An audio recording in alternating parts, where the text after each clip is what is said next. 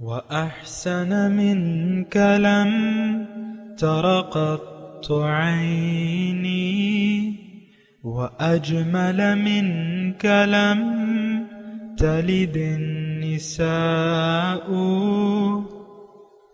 خلقت مبرأ من كل عيب خلقت مبرأ من كل عيب كأنك قد خلقت كما تشاء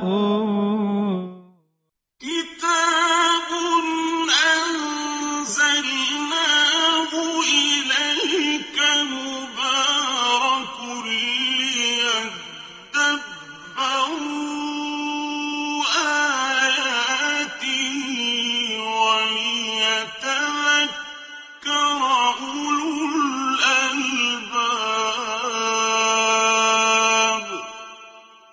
یہ کتاب برکت والی ہے جسے ہم نے آپ کی طرف نازل فرمایا ہے تاکہ دانش مند لوگ اس کی آیتوں میں غور و فکر کریں اور نصیحت حاصل کریں. اللہم صلی علی سیدنا محمد وعلی آل سیدنا محمد بعدد کل ذرۃ مئۃ الف الف مرۃ. سامعین و ناظرین اکرام، السلام علیکم ورحمۃ اللہ وبرکاتہ.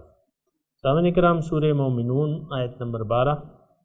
آج کے سبق کا ایک ہی موضوع ہے اور وہ یہ ہے کہ کیا ہم حقیقت میں دنیا دار لوگ ہیں؟ اس کے ساتھ ہی سامعین اکرام آج کے سبق کا آغاز کرتے ہیں. سب سے پہلے گزشتہ سبق کا آموختہ ہوگا والذین هم لأماناتهم وعهدهم راعون، اور جو لوگ اپنی امانتوں اور اپنے وعدوں کی پاسداری کرنے والے ہیں. والذین هم علی صلواتهم یحافظون، اور جو اپنی نمازوں کی مداومت کے ساتھ حفاظت کرنے والے ہیں. اولئک هم الوارثون، یہی لوگ جنت کے وارث ہیں. الذین یرثون الفردوس هم فیہا خالدون، یہ لوگ جنت کے سب سے اعلیٰ باغات جہاں تمام نعمتوں، راحتوں اور قرب الہی کی لذتوں کی کثرت ہوگی ان کی وراثت بھی پائیں گے، وہ ان میں ہمیشہ رہیں گے. سامعین کرام، سورہ مومنون آیت نمبر 12. لفظی ترجمہ، یہ چند آیات ہیں، اس کا میں مکمل ترجمہ آپ کے سامنے پڑھتا ہوں تاکہ آپ کے ذہن میں وہ مضمون ذہن میں رہے. وَلَقَدْ خَلَقْنَا الْإِنسَانَ مِنْ سُلَالَةٍ مِّن طِينٍ، ہم نے انسان کو پیدا کیا مٹی کے خلاصے سے. ثُمَّ جَعَلْنَاهُ نُطْفَةً فِي قَرَارٍ مَّكِينٍ، پھر اس کو ایک محفوظ جگہ رکھ دیا، نطفہ بنا کے رکھ دیا ایک محفوظ جگہ میں، رحم مراد ہے. ثُمَّ خَلَقْنَا النُّطْفَةَ عَلَقَةً، پھر ہم نے نطفے کو بنا دیا لوتھڑا، گوشت کا جمع و لوتھڑا. فَخَلَقْنَا الْعَلَقَةَ، پھر ہم نے بنا دیا اس لوتھڑے کو مضغہ، بوٹی کی شکل دے دی. فَخَلَقْنَا الْمُضْغَةَ عِظَامًا، پھر گوشت میں ہڈیاں پیدا کر دیں. فَكَسَوْنَا الْعِظَامَ لَحْمًا، اور پھر ہڈیوں پر گوشت چڑھا دیا. ثُمَّ أَنشَأْنَاهُ خَلْقًا آخَرَ، پھر ہم نے اس کو بالکل ایک نئی خلقت سے پیدا کیا. فَتَبَارَكَ اللَّهُ أَحْسَنُ الْخَالِقِينَ، پھر تو فتبارک بہت بابرکت ہے، بڑا بابرکت ہے وہ اللہ جو سب سے بہتر بنانے والا ہے. ثم انکم بعد ذلک لمیتون، اس کے بعد تم لوگ مر جاتے ہو. ثم انکم یوم القیامت تبعثون، اور پھر قیامت کے روز اٹھا کھڑے کیے جاؤ گے، یعنی دوبارہ زندہ کر دیا جائے گا تمہیں. یہ سامعین اکرام انسان کی پیدائش کا اللہ تعالیٰ تذکرہ کر رہے ہیں. تھوڑا سا اگر آپ کی توجہ میری طرف ہو،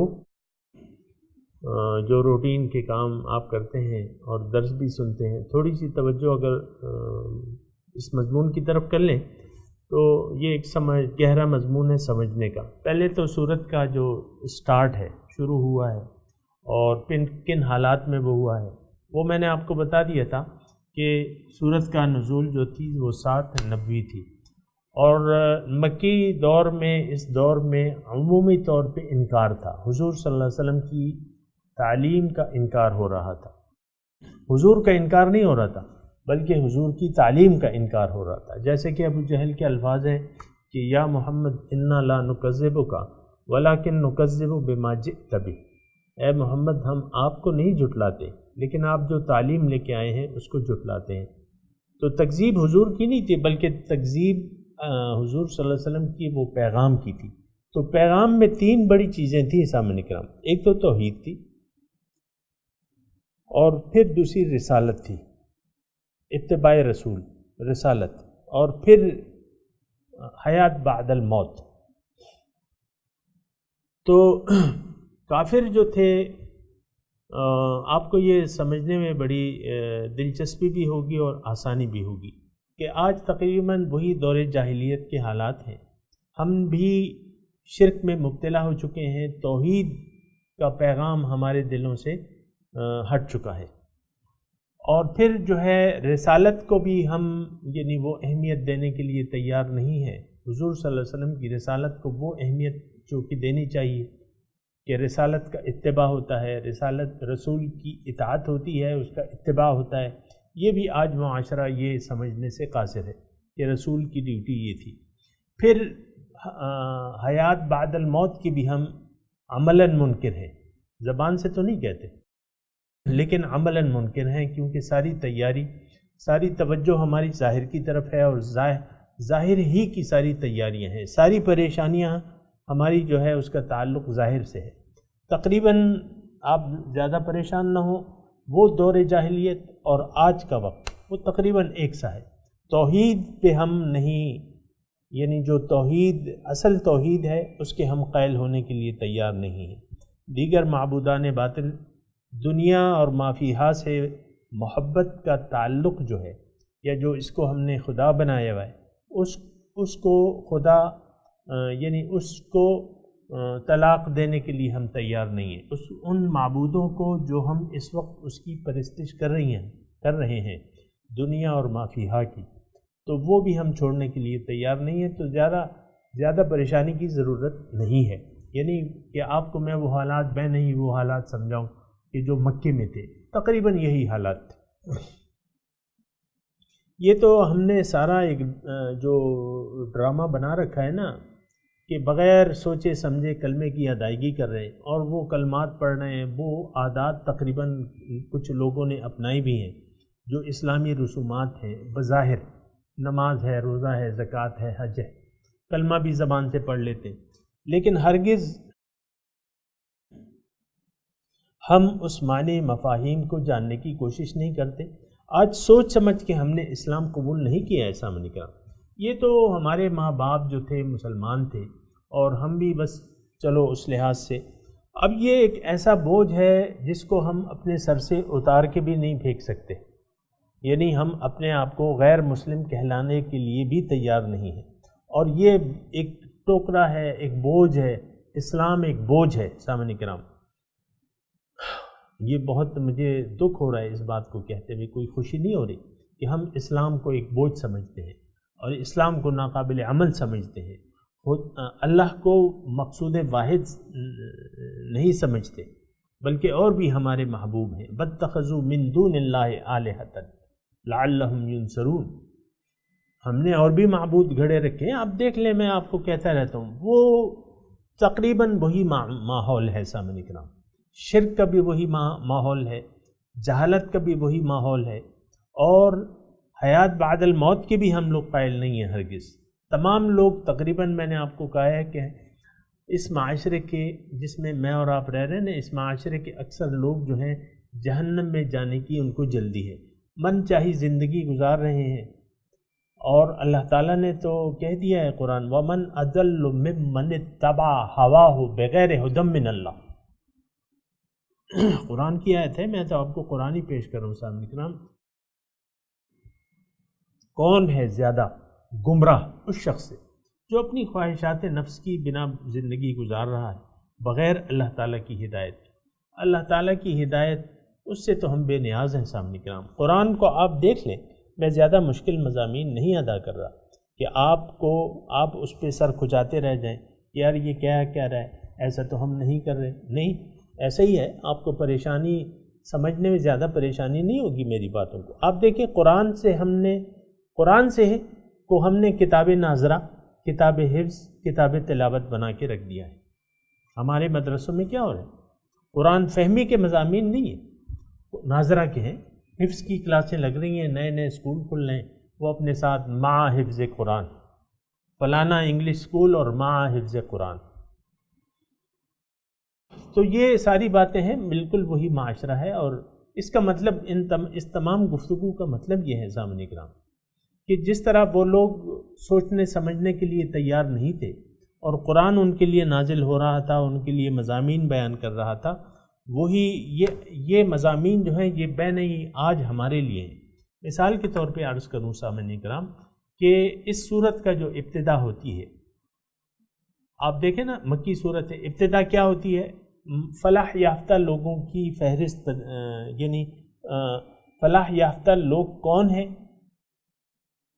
وہ اللہ تعالیٰ بتا رہے ہیں اس میں، قد افلح المؤمنون، مومن جو ہیں وہ فلاح پا جائیں گے۔ اب پھر ان کی صفات، میں نے آپ کو کہا کہ ان صفات کو آپ اپنے اندر دیکھ لیں، اور اگر ہم دیکھتے ہیں تو اس میں کچھ بھی نہیں ہے، خشوع اور خضوع نہیں ہے۔ تمام معاشرہ والذین هم عن اللغو معرضون، مومنوں کی صفت یہ ہے کہ یہ لغویات سے پرہیز کرتے ہیں۔ آج ہمارا معاشرہ من حیث القوم لغویات سے بھرپور ہے۔ آپ اپنا اہل سیاست کو دیکھ لیں اور بعض دین کے پیش کرنے والوں کو دیکھ لیں جو حقیقت ہمارے سامنے نہیں پیش کر رہے، اور ہمیں انہوں نے الجھا دیا ہے فروعی اختلافات میں، اور ہمیں ایک دوسرے کا گریبان ہمارے سر ہے۔ دیکھیں آپ آج انتہا پسندی کا آپ لفظ تو سن رہے ہیں، اب انتہا پسند کون لوگ ہیں؟ وہ اپنے آپ کو دین کا ایک اعلیٰ ترین طبقہ قرار دیتے ہیں، اور جو لوگ ان کا نظریہ نہیں مانتے ان کا گلا پکڑ کے ان کو کاٹ رہے ہیں۔ یہی ہے نا انتہا پسندی۔ تو ہم آپس میں مشت گریباں ہیں، ایک دوسرے کے ہم نے گلے پکڑے میں۔ آج دیکھیں ہر مسجد میں ایک خاص فرقے کی وہ تختی لگی ہوئی ہے کہ یہ مسجد جو ہے یہ بریلوی ہے، یہ دیوبند کی ہے، یہ اہل حدیث کی ہے، یہ شیعہ ہے اور یہ سنی ہے۔ تو بہرحال میں تو اس میں یعنی کافر تو کسی کو نہیں سمجھتا، لیکن ہمارے نظریات ہیں، ہم نے اپنے آپ کو بانٹ دیا ہے، فرقوں میں بانٹ دیا ہے، اور اللہ تعالیٰ نے تو اس کی مذمت کی ہے سامعین کرام کہ آپ دین میں فروعی اختلافات کی بنیاد پہ ایک مسجد تعمیر کریں کہ یہ فلاں مکتب فکر والوں کی ہے، یہ تو نہیں ہونا چاہیے۔ مسجد تو اللہ کے لیے ہے، وَأَنَّ الْمَسَاجِدَ لِلَّهِ فَلَا تَدْعُوا مَعَ اللَّهِ أَحَدًا، مسجد تو اللہ تعالیٰ کی بندگی کے لیے ہے، اس میں تو اللہ کے سوا کی بندگی کی سوا تو کچھ بھی نہیں ہونا چاہیے۔ بہرحال تو لغویات سے بھرپور ہے یہ معاشرہ، میں آپ کو بات کہہ چکا ہوں، اور صفائی تزکیے کا کوئی تحریک ہی نہیں ہے۔ والذین هم للزکاۃ فاعلون، تزکیے کی کوئی تحریک ہی نہیں، ساری تحریکیں جو ہیں یا مذہبی ہیں اور وہ بھی آپ کو معلوم ہے، اور یا سیاسی ہیں۔ کوئی تحریک تزکیے نفس کی آپ مجھے بتا نہیں سکتے۔ پھر فروجوں شرمگاہوں کی حفاظت، ایسی بات تو نہیں ہے۔ عام معاشرہ جو ہے بے حیائی، فحاشی اور عریانی پہ متفق ہے، اور اس کی جو میں آپ کو سمجھانے کے لیے بات کرتا ہوں، آپ میڈیا کو اپنے دیکھ لیں، جس میڈیا پہ خوبصورت خواتین ہیں کم از کم انہوں نے اختصار سے کپڑے پہنے ہوئے ہیں۔ اکثر یہ تو آپ دیکھ لیں نا کہ آپ دیکھ لیں میڈیا کی خواتین چہرے کھلے، بال کھلے، آستینیں جو ہیں یہ ابھی تک مطلب جو اینکرز ہیں کم از کم وہ جو ہیں آستینیں ان کی ڈھکی ہوتی ہیں، لیکن جو عام جو خبر وغیرہ پڑھتی ہیں ان کے بھی کوشش کرتے ہیں کہ آستین جو ہے وہ سی تھرو، اس میں آپ کے بازو نظر آتے ہیں. یہ میں ویسے ہی کہہ رہا ہوں، یہ تو ایک لمبی فہرست ہے سامنے کرام، اور اس کا اچھی یعنی بہت آسانی سے اس کا آپ تجزیہ کر سکتے ہیں کہ یہ ایک مسلمان معاشرہ نہیں ہے کم از کم. تو اس کی پھر جو ہے امانت کی بات آتی ہے. امانت، ہم لوگ اللہ تعالیٰ سے ہم نے جو وعدے کیے ہیں یا اللہ تعالیٰ کی جو امانت ہمارے پاس ہے اس کو ہمیں ضائع کرنے کی جلدی ہے، اور وعدوں کا، اللہ تعالیٰ سے وعدے جو ہم نے کیے ہیں اس کا ہمیں کوئی احساس ہی نہیں. یہ تو ہمیں پتہ ہی نہیں ہے کہ امانت اللہ تعالیٰ کی کیا ہے، اس سے ہم نے وعدے کیا کیے ہوئے، اس کا بھی نہیں معلوم. اور پھر نمازوں کی محافظت، آپ دیکھ لیں مسجدوں کا کیا حال ہے. ایک سے ایک اچھی مسجد بن رہی ہے، وہی خراب عن الہدا، حضور کے الفاظ میں کہتا ہوں صلی اللہ علیہ وسلم کہ وہ مسجدیں بن جائیں گی لیکن ہدایت سے خالی ہوں گی. اور یقیناً میں یقین سے کہتا ہوں کہ مسجدیں آج ہماری ہدایت سے خالی ہیں. تو جو بیٹھے ہوئے ہیں آپ دیکھیں مسلک اور اپنے مسلک اور فرقے کی ترویج کر رہے ہیں، اور بس وہ چند ایک وہ ہیں اس پر وہ اڑے ہوئے ہیں ہم لوگ. تو یہ ساری باتیں ہیں سامنے کرام. تو پھر تو وارث تو یہ لوگ ہیں جن کی صفات بیان کی گئی ہیں، لیکن وہ لوگ وارث نہیں ہیں جو یہ ان صفات کے حامل نہیں ہیں. باقی تو اللہ تعالیٰ کی مرضی ہے، یغفر لمن یشاء و یعذب من یشاء، جس کو جی چاہے. اللہ تعالیٰ مالک الملک ہے، جس کی چاہے بخشش کر دے، اور لیکن مشرکوں کی بخشش نہیں ہوگی. یہ تو قرآن میں لکھ دیا ہے. پھر افنجعل المسلمین کالمجرمین، کیا میں مسلمانوں کو مجرموں کے برابر لا کھڑا کروں گا؟ سواء محیاہم و مماتہم، قرآن کی آیت ہے. ان کا جینا مرنا ایک سا ہوگا؟ نہیں، مجرم کی زندگی بھی اس پہ تنگ کر دی جائے گی. من اعرض عن ذکری فإن له معیشۃ ضنکا، جس نے بھی میری یاد سے اعراض کیا اس کی زندگی میں اس پر تنگ کر دوں گا.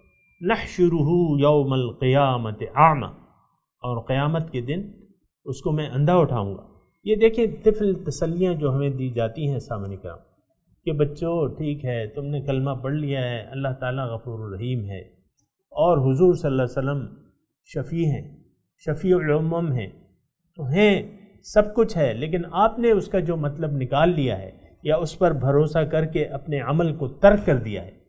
یہ تو انتہائی یعنی خطرناک بات ہے، خطرناک روش ہے، اور قرآن میں اس کی اچھی طرح وضاحت ہے. تو کسی کی طفل تسلیوں پہ آپ بھروسہ نہ کیجئے گا براہ مہربانی. حقیقت کو دیکھیے، اور حقیقت کیا ہے قرآن میں ہے. اولئک ھم الوارثون، یہ لوگ جو ہیں یہ وارث ہیں. ذرا قرآن کو پڑھیے، قرآن کی گرامر کو دیکھیے، گرامر کو سمجھیے، اس کے انداز کو دیکھیے. اولئک ھم الوارثون، پہلے کہا قد افلح المؤمنون، یقیناً فلاح جو ہے پائی مومنوں نے، مومن فلاح پا گئے. اور اب یہ کہہ رہے ہیں اولئک ھم الوارثون الذین یرثون الفردوس، یہ وارث ہیں، حقیقی وارث جنت کے یہ ہیں، یہ ہم فیہا خالدون، یہ لوگ جائیں گے اس میں ہمیشہ کی زندگی گزارنے کے لیے. بہرحال میں عرض کر رہا تھا سامعین کرام کہ ہم اس صورت کے مضامین کو شان نزول کے حساب سے بھی سمجھنے کی کوشش کریں. تو اسی سلسلے میں تذکرہ کر رہا تھا آپ کو کہ وہ حالات اور آج کے حالات ایک سے ہیں. اچھا دیکھیں، اللہ تعالیٰ نے جو ہمیں جس طریقے سے ہمیں سمجھایا ہے، بتا رہے ہیں، وہ بڑا واضح ہے سامنے کرام، لیکن ہمیں اس طریقے سے عام طور پہ، میں پھر اپنے معاشرے سے شکوہ کروں گا کہ اس طریقے سے ہمیں سمجھایا نہیں جاتا جس طرح اللہ تعالیٰ ہمیں بتا رہا ہے. دیکھیں اللہ تعالیٰ ایک بات نوٹ کر لیں آپ کہ اللہ تعالیٰ ہمارا یعنی ان کا طریقہ کار جو ہے اللہ تعالیٰ کا، وہ یہ کہتا ہے کہ سب سے پہلے ایمان باللہ ہے. لیس البر ان تولوا وجوہکم قبل المشرق والمغرب ولکن البر من آمن باللہ. ایمان باللہ جو ہے وہ اصل نیکی ہے۔ ایمان باللہ کا میں نے آپ کو بتا دیا کہ آپ کو اپنی پہچان ہو کہ آپ ہیں کون، نمبر 1، جس سے ہم پھر یہ دنیا کی حقیقت سے آپ واقف ہوں کہ یہ دنیا ہے کیا چیز۔ حقیقت یہ ہے دنیا کی سامعین کرام کہ مجھے آپ کو اللہ تعالیٰ نے عالم ارواح سے اٹھا کے یہاں ہمیں بھجوایا ہے عالم مادیات میں، اس میں ہمیں جسم دیا ہے۔ یہ ابھی ہم جو آیت میں نے آپ کے سامنے پڑھی ہے وَلَقَدْ خَلَقْنَا الْإِنسَانَ مِنْ، یہ ابھی ہم انشاءاللہ پڑھیں گے۔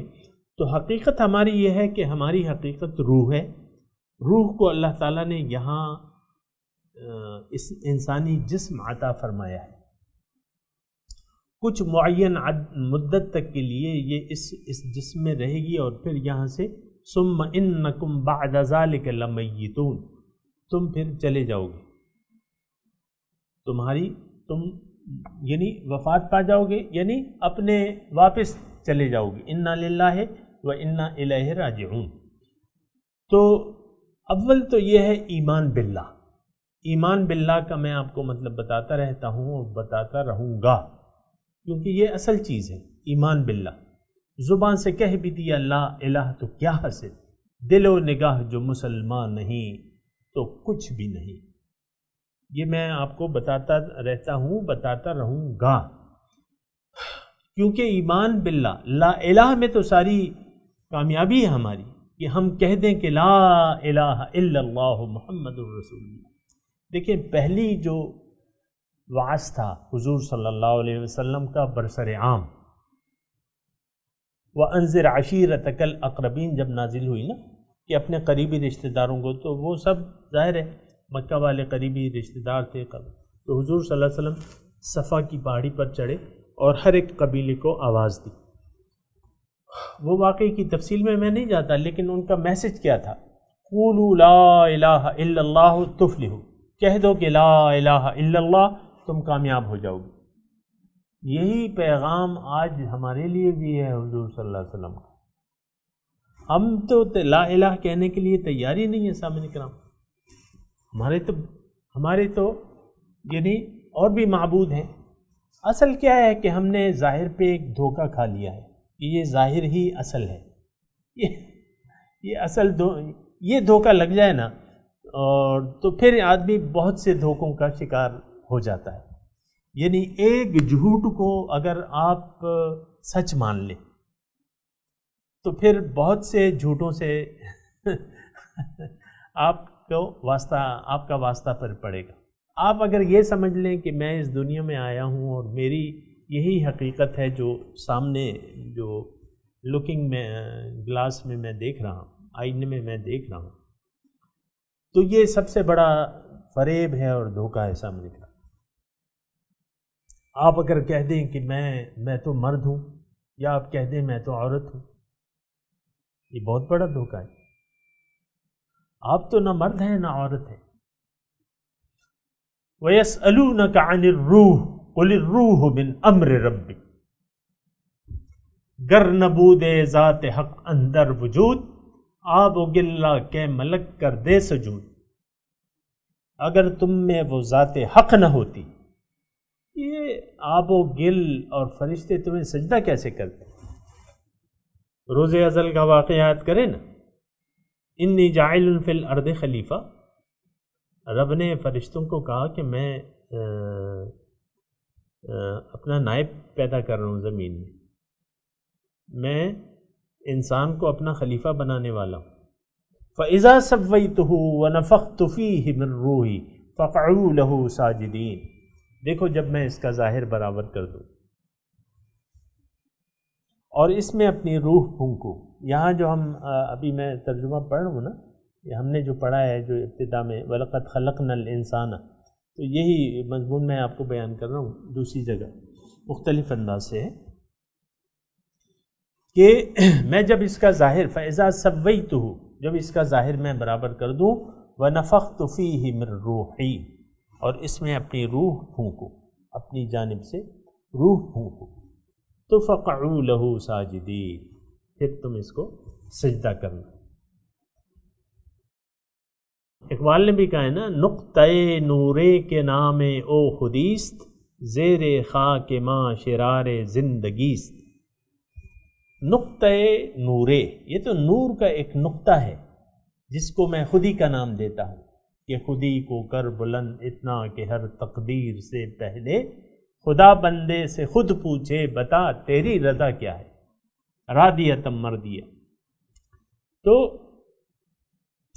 میں تذکرہ کر رہا تھا، انسان اگر ابتدا میں دھوکے کا شکار ہو جائے تو پھر یہ ٹھوکر پہ ٹھوکر کھاتا چلا جاتا ہے، ساری زندگی پھر اس کے ٹھوکریں لگتی رہتی ہیں۔ پہلی جو ٹھوکر اس نے کھا لی کہ ظاہر کو اس نے اصل قرار دے دیا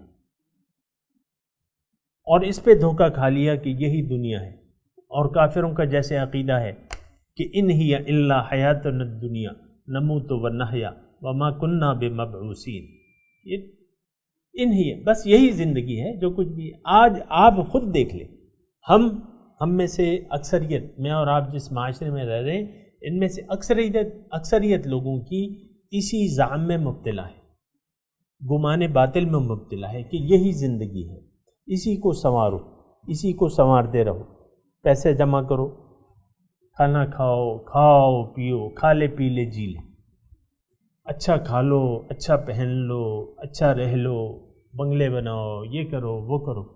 تو پھر یہ ساری جو ہے، اگر آپ دھوکے میں مبتلا ہو گئے نا کہ یہی دنیا ہے، تو اسی کو سنوارنے اور سجانے میں پھر لگے رہیں گے، اور بس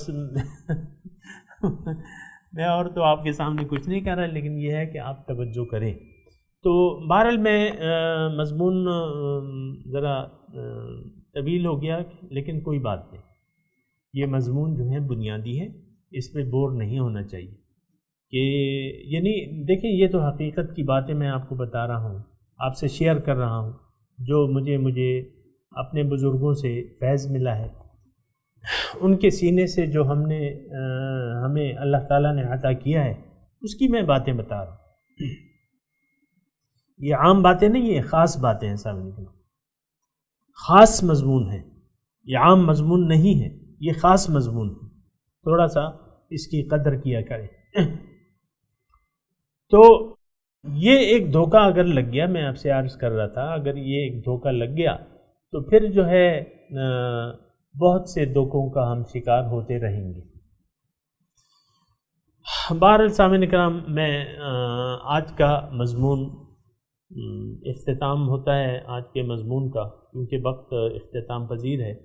یہ مضمون انشاءاللہ اگلے درس میں بھی جاری رکھیں گے، اور ابھی میں تلاوت کرتا ہوں، میرے ساتھ آپ تلاوت دہرائیے۔ اعوذ باللہ من الشیطان الرجیم، بسم اللہ الرحمن الرحیم، وَلَقَدْ خَلَقْنَا الْإِنسَانَ مِنْ سُلَالَةٍ مِّن طِينٍ ثُمَّ جَعَلْنَاهُ نُطْفَةً فِي قَرَارٍ مَّكِينٍ ثُمَّ خَلَقْنَا النُّطْفَةَ عَلَقَةً فخلقنا العلقة مضغة فخلقنا المضغة عظاما فكسونا العظام لحما ثم أنشأناه خلقا آخر فتبارك الله أحسن الخالقين ثم إنكم بعد ذلك لميتون ثم إنكم يوم القيامة تبعثون۔ سامعین کرام، اب ان آیات کی تلاوت اور ترجمہ۔ وَلَقَدْ خَلَقْنَا الْإِنسَانَ مِنْ سُلَالَةٍ مِّن الطين. We created man from an extract of clay. سامعین اکرام، اس کے ساتھ ہی آج کے درس کا وقت اختتام کو پہنچا۔ اگلے درس میں انشاءاللہ ملاقات ہوگی۔ وآخر دعوانا ان الحمد للہ رب العالمین، والسلام علیکم ورحمۃ اللہ وبرکاتہ۔